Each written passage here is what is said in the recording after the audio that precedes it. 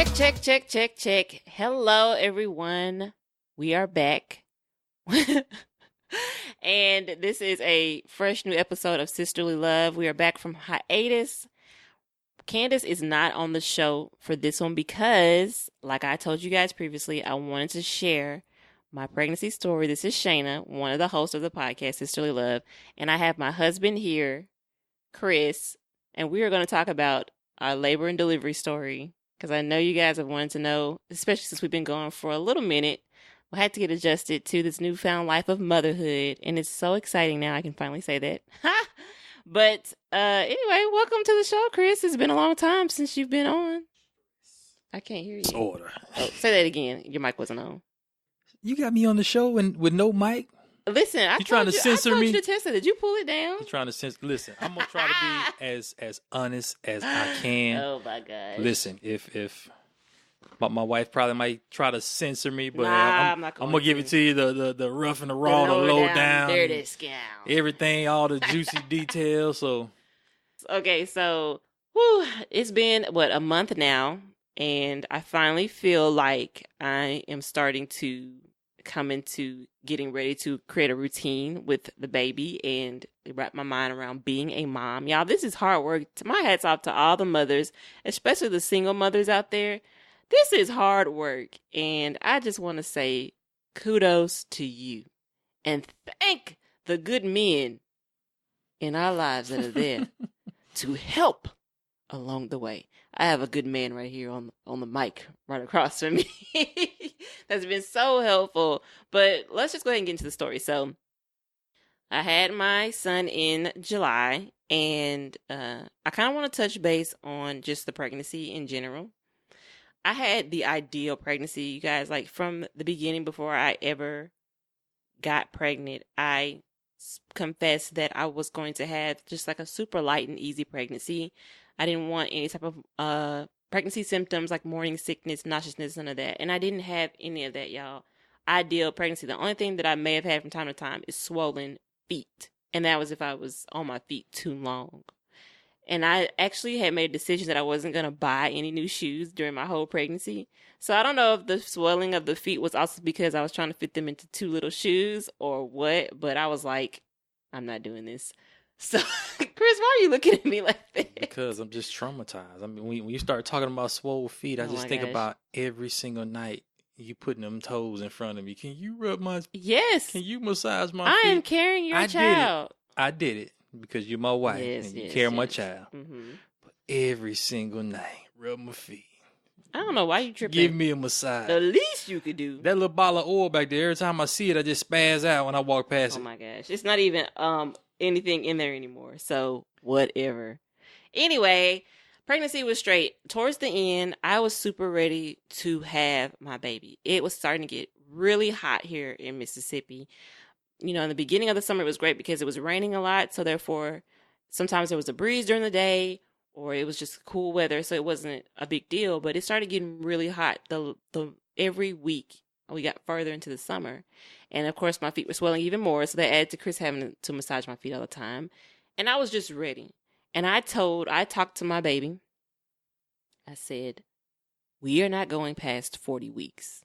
We're not doing this. We're not having a 41-week, a 42-week pregnancy. You are coming out. I know you're ready. I'm like, I don't know why you're staying in there. There's nothing else to do. You're running out of space. You're going to have to come out. And my husband, Chris, he knew I was super ready. And like, he was ready too. But I'm coming from a different perspective. Mm-hmm. I was ready to stop being your little manservant. No. You were ready for a break, and you were ready for your child to come. I was, because it was kind of hard focusing on work and knowing that I have a pregnant wife who was still working at the time, worked all the way up till the day before. Yes. She was trying to go to work the day. I didn't want to. Yeah, I told him, like, go home. Thank you. I'm glad I went home.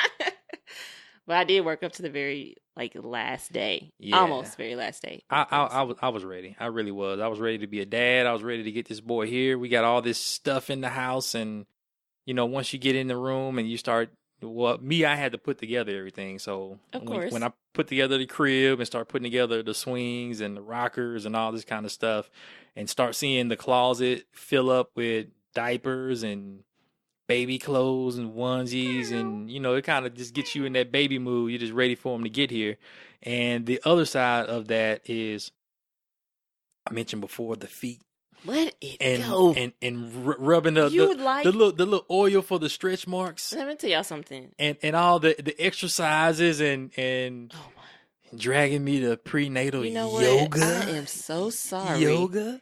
That it was so hard for you these 9 months. Oh, truly. Man. Truly didn't mean to put more on you than you could bear. Okay. She's probably going to censor this. I'm not going to I'm going to go ahead and say it. Okay. I did not get a wink of sleep in 9 months. My wife. Here we go. She doesn't snore, but when she was pregnant, oh my gosh, she sounded like a drunk man. Completely normal thing during pregnancy. I just want to say you can snore if you didn't snore before. You can snore, but what you were doing was like a foghorn going off every night. Anyway. And I'm a light sleeper. Anyway. And I was like, all right, I'm ready for baby to get here, but then I'm ready to actually get some sleep, which I still haven't gotten since he's been here. Complain. Get back to the story. Yes. Anyway, so I had an appointment on a Monday with my OBGYN. And the funny thing is, like, a couple of weeks beforehand, because, once you get to like 36 weeks, you have to go every week. And she had mentioned how she normally goes on a vacation with her family. And I was like, wait a minute. You're going to be here for me to have my baby, right? Because we've gone over my birth plan. You've been here since the beginning. You know exactly what I want. Like, I don't want anybody new. You're going to be here, right? She's like, it's my intention to be here. Normally we do go somewhere. I was like, but I just want you to know what I'm saying is that you have to be here. So anyway, that Monday, though, she wasn't there because she had gone out of town with her family. And so there was a practitioner, a nurse, or whomever they have step in that was just assessing me. And she checked me, and I was 1 to 2 centimeters dilated, which I had been 1 centimeter for 3 weeks. And she did say that he was very low, though. Like, he was in like a -1 station. And what that means is just the stations is talk about how low the baby is in your pelvis. So you can go from -3 to +3, I think. And he was at a -1, so he was pretty low. And I was about 60% effaced. And effaced means how much my cervix had dilated, how much it softened to make room for the baby's head to actually come through in his body and whatnot. So I kind of was bummed because she told me I was only 1 to 2 centimeters dilated, and they had gone ahead and scheduled me to come in for the next week. I did mention to them, though, that all weekend I had been having contractions, and they didn't hurt, but they were stronger than what I had experienced in the past. Like, how normal Braxton Hicks can be. Well, these were feeling a little stronger, and they were a little more consistent, but they weren't consistent enough to be considered early labor. So they took me on to get a test, and they did confirm that I was having contractions, but it wasn't enough to classify early labor. I wasn't trying to be classified as early labor. I just wanted to get an excuse not to go to work. And so she was like, the truth comes out. No, because I didn't feel comfortable, y'all. Like, I've been having contractions all weekend. I knew my baby was coming soon. And my nightmare was that I would go into labor at work. And I told my coworkers that if I went into labor, like if my water broke at my job, I would not work there anymore. I would not come back. I would not be known as a person that had the baby at work. Like, for everybody to see, because I had been believing for a fast labor, and it takes me about 30 to 45 minutes to get to work. And if my water broke at work, I would really be pushing it, I felt. And so I just did not want to be known as a lady that had her baby in her office. So I was really, I'm like, I'm going to quit. Like, I'm dead serious. I'm not going to work here anymore. That's what I told them. So I did not want to go into labor at work. I don't know if I ever told you that. Did I tell you that? Oh, you was going back to work. I was going to go back to work there. I was going to go work somewhere else. I was going to work back there. So anyway, she was like, well, you can still go to work, the lady that was testing it. And I just didn't feel comfortable. But what was going on with you while I was doing all that and we were at the appointment? Well, I saw you walking around like a penguin, and I'm like, okay, something's going down very soon. I don't care what they're saying. A penguin. Yeah, she was just wobbling around like a penguin. Like, that's the only thing that I can Continue with use your story. Anyway, I told her to go home, to call into work, so she did. Dropped her off, and wait, how did you feel when they told you like how where the baby was and stuff like. I mean, I kind of knew that it was gonna be that week, But whether that day or the next day, because I mean, he was. Y'all don't understand. I don't know if she. Do you have some pictures? Yeah, you took some pictures. I took Not toward the posted end. one. Not toward the end. Uh-huh. Man, I mean, her stomach was because she's a very petite young lady. Young and lady, I am a woman. Anyway, go ahead. I lost my train of thought. I had a brain I'm very fart. petite. Well, the first thing my mind kind of gravitated toward you and just your mindset at the time, because I know when she said that, I can kind of just look at your face and you kind of had that defeated look on your face, like, no, not That's not again, what I wanted to hear. not again. I was thinking, all right, when you get in the car, you're gonna have to, give her a big hug and be supportive and encourage her that, No we're all. what's going on. I'm listening. Go ahead. Yeah, I just knew I needed to encourage you. Just kind of when we got in the car, I don't remember exactly everything I said, but it was something along the lines of, we're going to get through this. We're at the finish line and stay encouraged. And we went to get something to eat, and she went home and I went to work. And went to work, came home, and we're just sitting around. So Can I interject? So when Chris told me to just don't go to work because I just felt in my body, and he said he knew it was coming any minute. When I went home, I just kind of did some things. Like I have a pregnancy ball, aka stability ball, and I was doing some things that would help they say would bring on early labor. I was trying to do whatever I could, y'all. I have been eating eggplant parmesan, pineapples. I've been walking profusely. As a matter of fact, I actually did walk that day. I did 30 minutes on the treadmill at the gym just to get things moving because I was so ready. And I did all that while Chris was at work. Right. So I come home and everything is normal like it has been. Eat dinner. I take a shower. I'm getting ready to go to bed. And lo and behold, someone wishes to go into labor. Was it like 11:30 or Yeah, it was something? 10:30. It was 10:30. I had been timing the contractions, and then all of a sudden the contraction felt very strong. Like it felt different from any of the other contractions I had. Different from Braxton Hicks, different from the ones that I had that weekend. It just came out of nowhere. We were timing them, and they came, what were they, like 5 minutes apart? They were like 5 to 6.5 minutes apart. Yeah, but it happened so fast, Just though. like that, y'all. Like it wasn't nothing to prepare us. It just went from 10 minutes here, 30 minutes here, 15 minutes here, then like 6, and then 5, and then 5, and then 5, and I'm like, we better go. And what we did too was like, okay, we took the Bradley classes, and so they said you're supposed to try to move around, and if they only get stronger or they stay the same, then you probably are in labor or early labor. So I got in the bathtub. The contractions were still coming.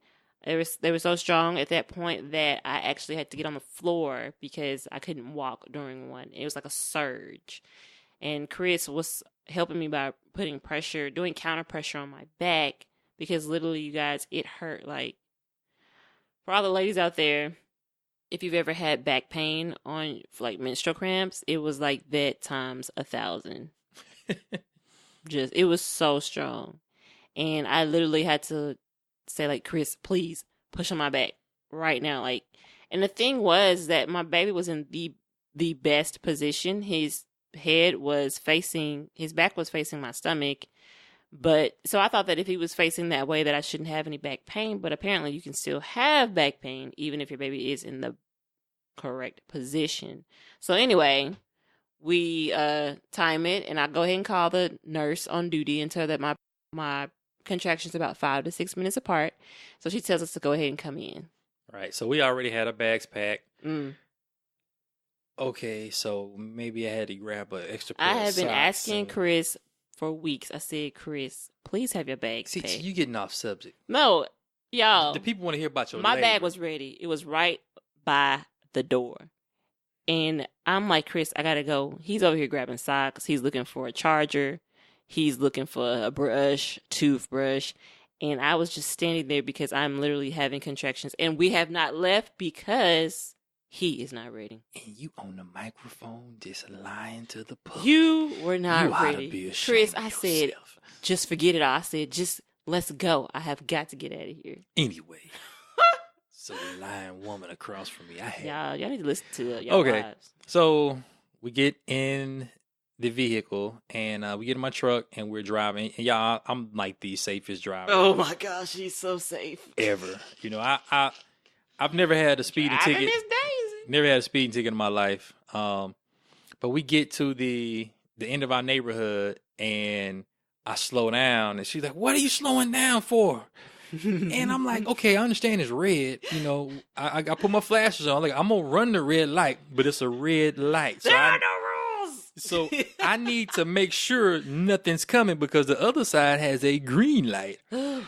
So I didn't wanna hear all that. every time we got to a red light, yeah, I did. I ran about maybe two red lights. It was justified. Yeah, it was justified, but still, you don't go into an intersection without slowing down to look All to right. make sure I know. nothing's I coming didn't. I and all didn't. that. I see what you're And saying she's now. like, about the drive. Yeah, it was like he came to a complete stop. Like I thought he would do like a rolling, but I guess I get what you're saying. You're trying to be safe because I am your pregnant wife. But Yes. at the time, I was So- like, "Don't stop at any red light." Don't disturb me. Okay. So we get to the hospital. We walk in. We're trying to check in, and the lady at the counter. Oh my gosh, she was like, "Y'all look like brother and sister. Y'all so cute." Already so irritating to me. I'm like, really? Everything is going on, and Shayna's over in the corner, like, just screaming, and she just walks to like the first room. When you come on the floor, it was empty, so she just went to that room. She was like, yes, because this here's is- my thing, y'all. I pre-registered, so I felt like all I need to do was come in, say. I mean, they already knew I was coming because the nurse let them know. So all I need to do was show up. This lady wants to stop and have me sign all this paperwork, and I said, "Ma'am, I pre-registered. Do you not have this stuff on file?" She was like, "Yeah, but you gotta sign this, this, and this, and let me see your insurance card and your identification." I'm like, "Can my husband sign this?" I was like, "I'm in freaking labor. Are you kidding me?" I'm signing all the paperwork, and she's just at the end of the hallway, up against a wall, and I'm like, I'm having contractions while I'm signing my name on some paperwork. I'm not even reading it at this point, y'all. I don't know. The thing could be saying, "I take the blood of your firstborn child." I would not have even known because I was signing it, and I'm just like, why are you asking me to do all of this when I'm in labor? I sign all the paperwork, and they get her checked into the room. And I mean, it was a pretty fairly speedy process. So they get her in the same room that she went and stood by, and then that's when it got real. That's the only way I can put it. Oh my gosh. They hooked you up to that machine, and what kind of machine was that again? I don't know. Whatever kind of machine, I could gauge whenever she was gonna have a contraction. So I was looking at the what is that screen, and called? I don't know. I'm sure somebody will post some. Yeah. By the time they had a nurse come in and check me, I was 5 centimeters dilated, which to me was a big jump because just that morning I was only 1 or 2 centimeters dilated. I was 5 centimeters dilated, and she was like, "What am I, like 80% effaced?" And my contractions moved from 5 to 6 minutes to 2 to 4 minutes apart, and that's when they got really, really strong, really strong. So we had a baby and came home. End of story.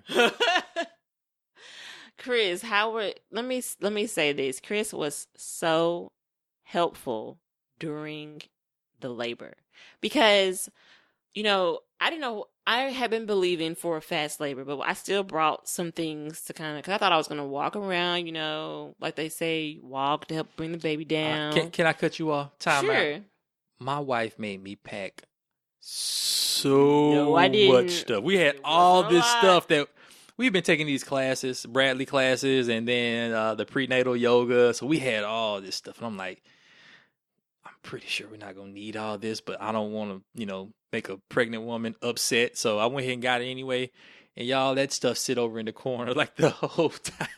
We didn't use Listen. none of it. And that's because my labor went so fast, y'all. And I'm gonna get to that, but yeah, I brought some things to knock off the time or whatever because I didn't know what was gonna happen. I mean, it's my first time. We didn't know what was going on, but we did use one thing. We used like these little balls that Chris used every time I had a contraction, which was so helpful.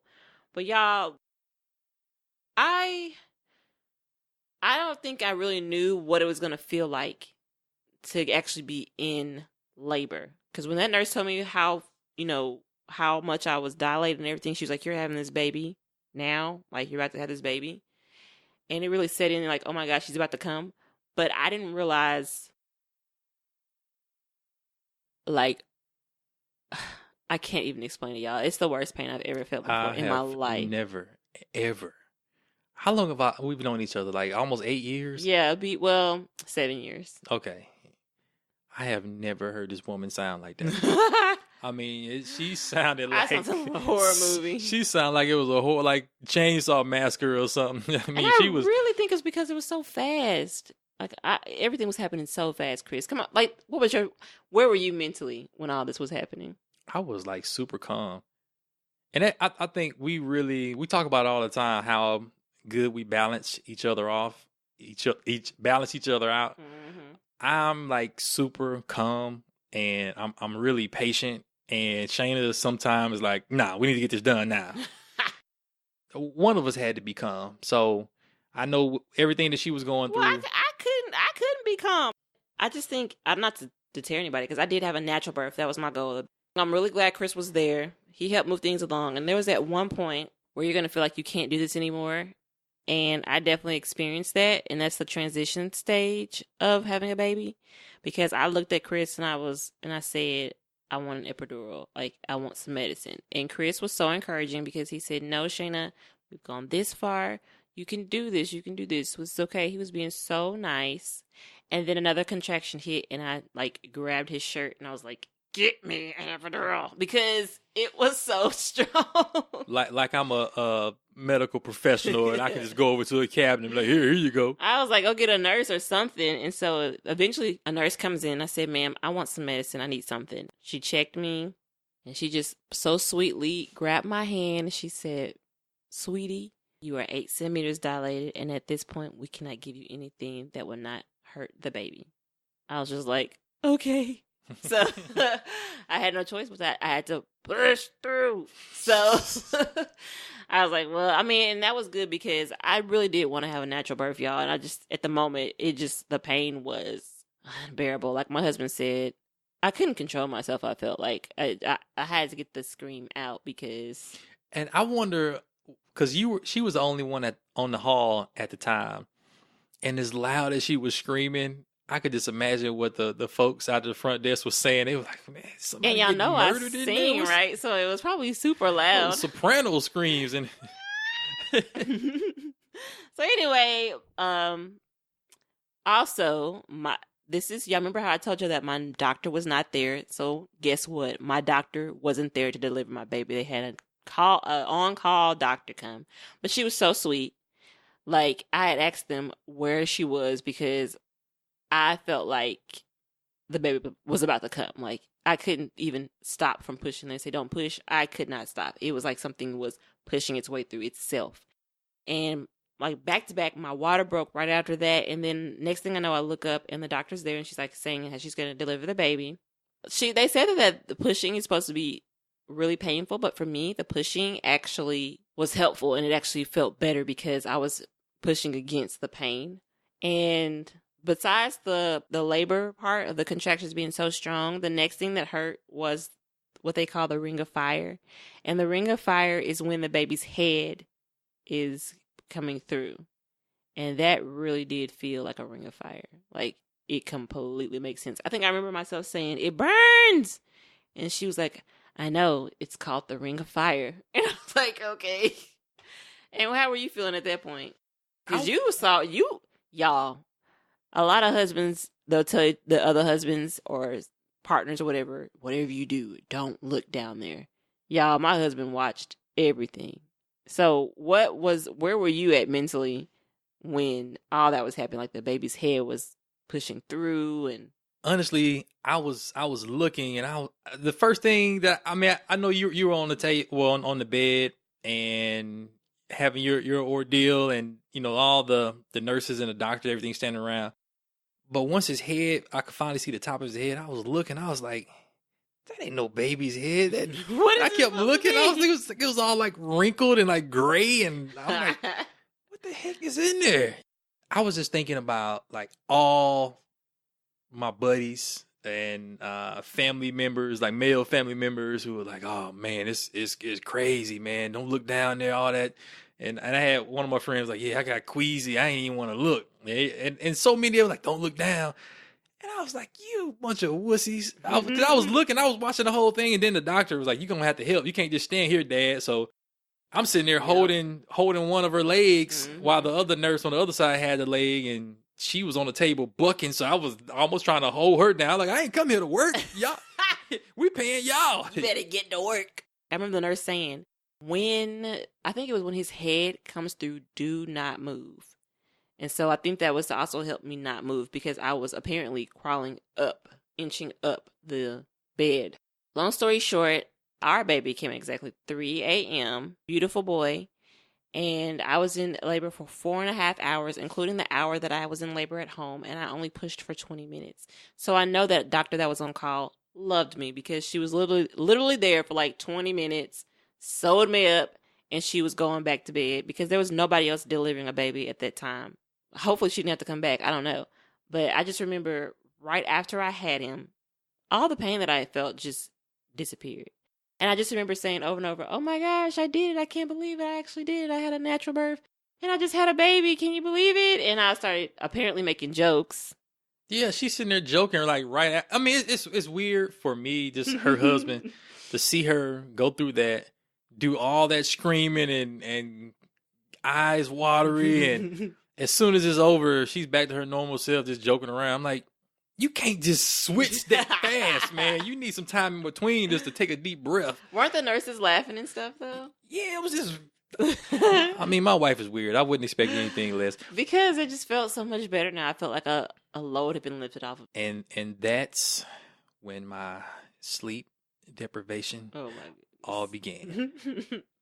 I got up about 5:45, 5:30 that morning and got ready. We went to our appointment. Then I left and I worked all day. And then I came home, and when I got ready to get ready for bed, she went into labor.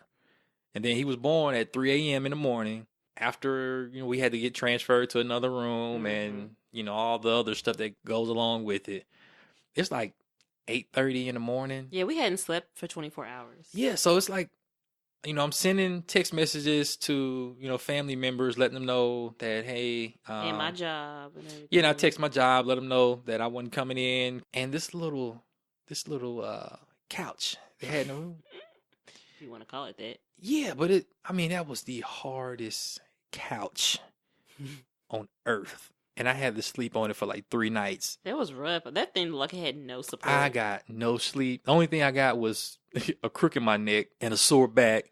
When we finally got home, I'm jumping ahead. I'm sure Shaina would kind of go back. You can go ahead. But when we finally got home, I'm going to say like the first two nights, maybe 3, were like a straight up beast. Chris was complaining the whole time about, I didn't get any sleep. I said, well, Chris, I'm going to break it to you. You're not going to get 8 hours anymore. But this is coming from someone who was just doped up half the time and was sleeping like a baby. I already knew mentally that I was not going to get some sleep when I got home. You seemed like you just were not prepared to not have your 8 hours. I was not prepared. It's like I love the outdoors. And I love, going camping and hiking and all that kind of stuff. And I've taken like week-long trips where I'm just out in the wild for like a whole week, sleeping on the ground. And I felt more refreshed doing that kind of stuff, physical, labor and all that, than sleeping on that hard couch in that hospital. And then we got home. I think I got like 20 minutes of sleep the whole night because, with the newborn, you really, it's like putting a jigsaw puzzle together. You got to figure out how everything fits together. So you got to figure out how they work. And it took us about a week to kind of get them down pat. Okay, well, this cry means this.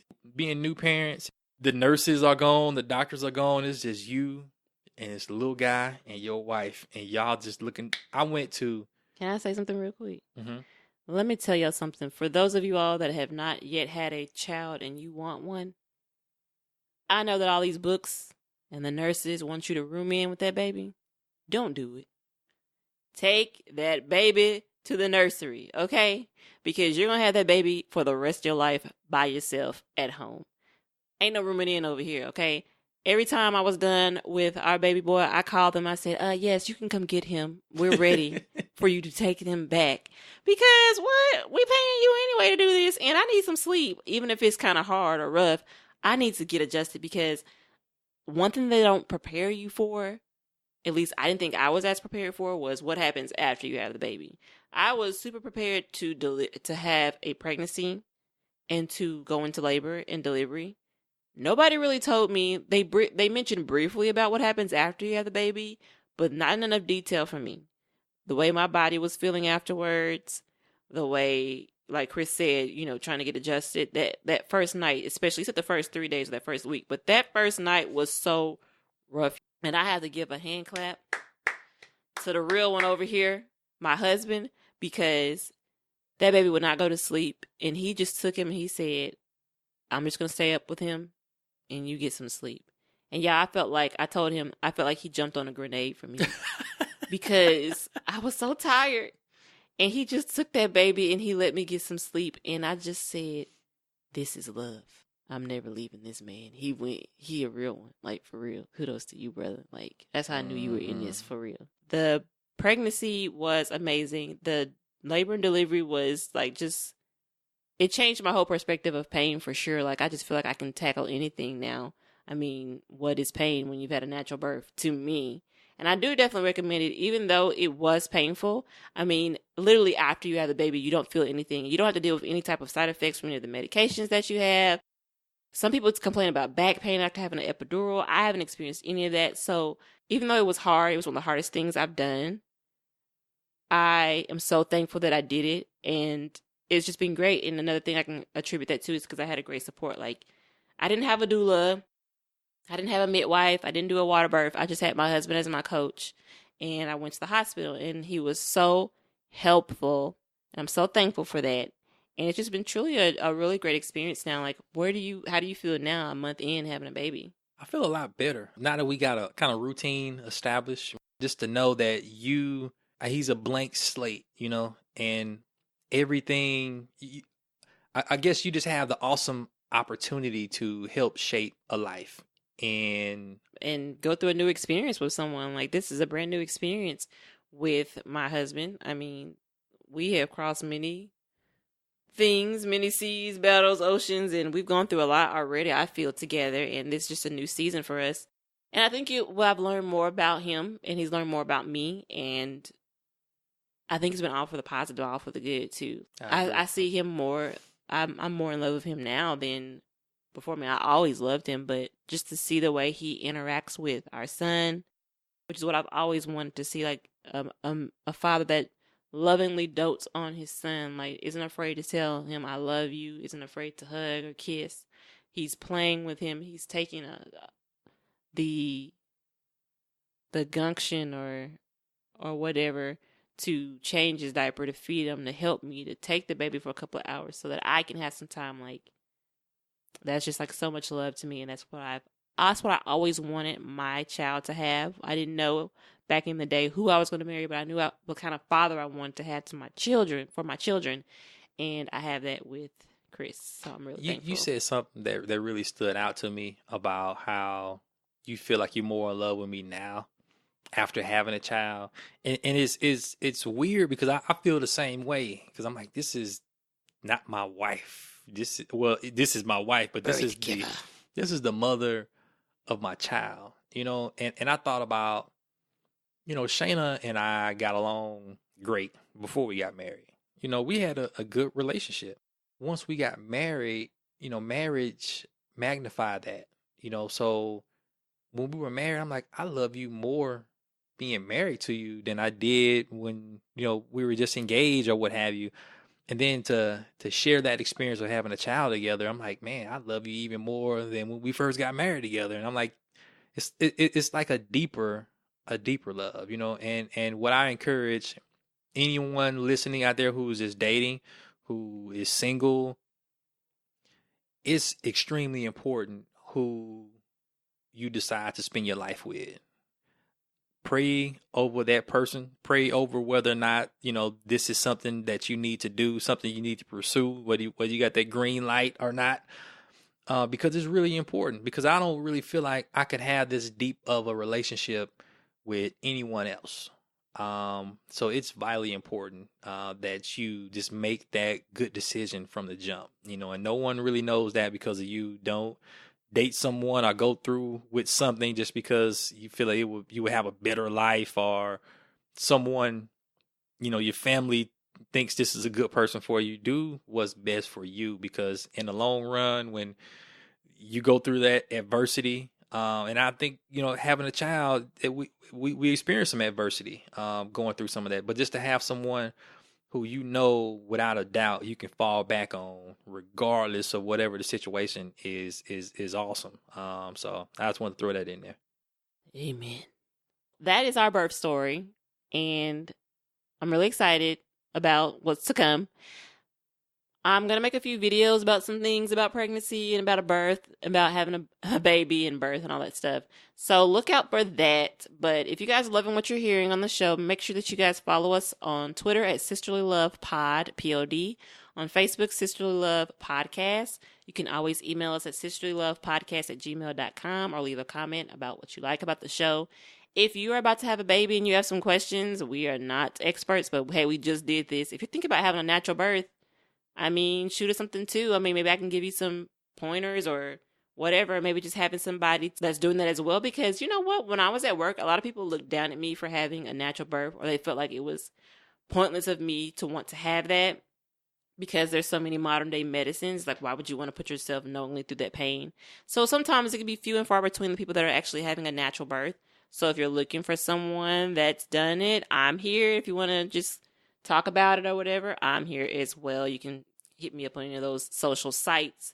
Candace will be back on the next episode, and I can't wait. I'm so glad you guys have waited for us to come back. I'm excited for what's to come. But until next time, we will talk to you later. Bye. Peace.